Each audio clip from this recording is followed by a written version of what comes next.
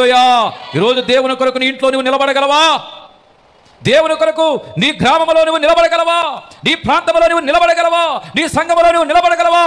దేవుని కొరకు కనుక నువ్వు నిలబడగలిగితే, దేవుని కొరకు కనుక ఈ లోకములో నువ్వు నిలబడగలిగితే, ప్రయాసపడగలిగితే, అగ్ని వంటి శ్రమలు నీ జీవితంలోకి వచ్చినా కానీ ఆ అగ్నిలో నా దేవుడు నీ పక్షంగా నిలబడి నా ప్రభువు నిన్ను రక్షిస్తాడు.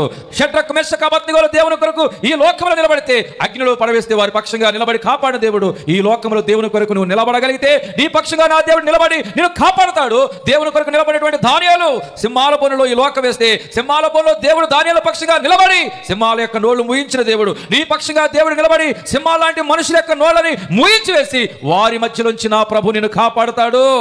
చూడండి, ఏబు జీవితంలో తట్టుకోలేని శ్రమలు, తాళలేని శ్రమలు వచ్చినప్పుడు ఏబు పక్షముగా దేవుడు నిలబడి పోగొట్టిన దానికంటే, కోల్పోయిన దానికంటే తిరిగిచ్చిన దేవుడు.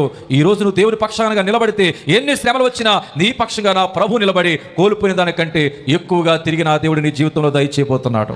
నమ్మిన వారు మాత్రమే బలముగా 3 సార్లు ఆమేన్ చెప్పండి.